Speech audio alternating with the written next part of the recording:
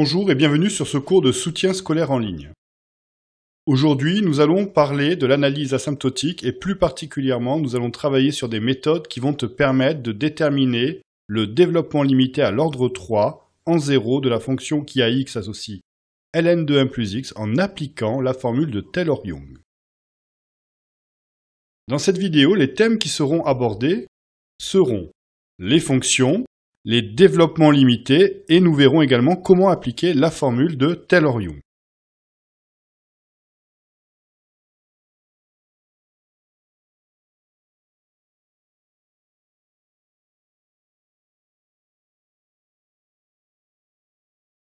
Dans cet exercice, nous allons déterminer le développement limité à l'ordre 3 en 0 de la fonction f définie par x auquel on associe le nombre ln de 1 plus x, l'ensemble de départ étant moins 1 plus l'infini, l'ensemble d'arrivée étant r. Pour cela, nous allons appliquer une des formules de Taylor-Young après avoir étudié la classe de la fonction f.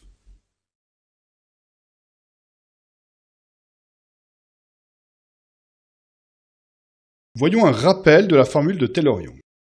Si la fonction f est de classe C3 sur un intervalle i, et soit un réel a qui appartient à i. Alors, la fonction f admet un développement limité à l'ordre 3 au voisinage de a et pour tout x appartenant à i.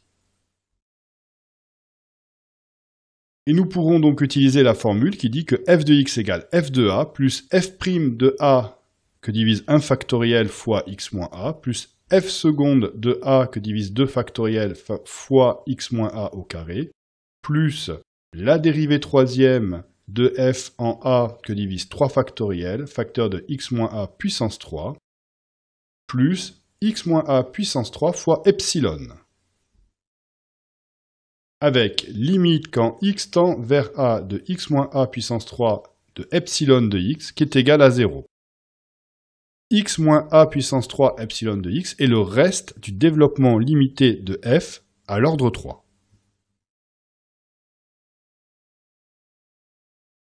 Première question que nous allons nous poser, c'est est-ce que la fonction f est de classe C3? Pour cela, nous allons te faire un rappel de la notion de la classe d'une fonction. Si une fonction est de classe C3 sur un intervalle i, alors toutes les dérivées de f existent jusqu'à la troisième dérivée sur l'intervalle i, et la dérivée troisième de f est continue sur l'intervalle i. Donc, nous revenons sur notre fonction f, qui est définie ainsi, et nous allons étudier la dérivabilité de la fonction f et de ses dérivées jusqu'à la troisième dérivée. Donc la fonction f qui à x associe ln de 1 plus x est dérivable sur l'intervalle moins 1 plus l'infini. C'est une fonction de type ln de u doit être strictement positif, donc 1 plus x doit être strictement positif, et 1 plus x est strictement positif sur l'intervalle moins 1 plus l'infini. Ensuite, si tu calcules sa dérivée, tu obtiens donc cette équation-là, donc f' de x qui est égal à 1 que divise x plus 1, donc pour calculer la dérivée de ln de u, je te rappelle que c'est u' sur u, et ensuite, eh bien, cette fonction-là, elle est également continue sur l'intervalle moins 1 plus l'infini, puisque c'est une fonction rationnelle, avec pour valeur interdite ici moins 1, donc moins 1 et x. Ensuite, on étudie la fonction f' de x, et cette fonction, comme c'est une fonction rationnelle, elle est dérivable sur son ensemble de définitions, donc elle est dérivable sur moins 1 plus l'infini, et sa fonction dérivée, qui sera ici la dérivée seconde par rapport à f, sera donc moins 1 que divise x plus 1 au carré. Cette fonction étant une fonction rationnelle, elle est également continue sur l'intervalle moins 1 plus l'infini. On étudie ensuite la dérivabilité de la fonction dérivée seconde. Donc la fonction f seconde de x, auquel on associe donc moins 1 que divise x plus 1 au carré, est dérivable donc sur l'intervalle moins 1 plus l'infini, c'est une fonction rationnelle, donc dérivable sur son ensemble de définitions. Et sa fonction dérivée, qui sera la dérivée troisième par rapport à la fonction f, sera égale donc aura pour équation donc f dérivée troisième de x égale 2 que divise x plus 1 puissance 3. Et donc cette fonction sera continue sur l'intervalle moins 1 plus l'infini.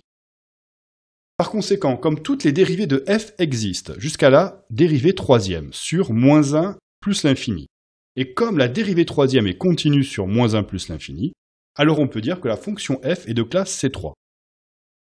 Par conséquent, on peut appliquer la formule de Taylor-Young, et la fonction f va donc admettre un développement limité à l'ordre 3 au voisinage de 0.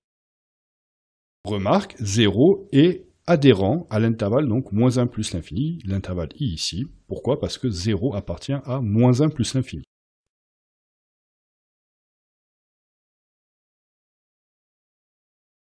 Donc nous allons maintenant déterminer le développement limité à l'ordre 3 en 0 de la fonction f.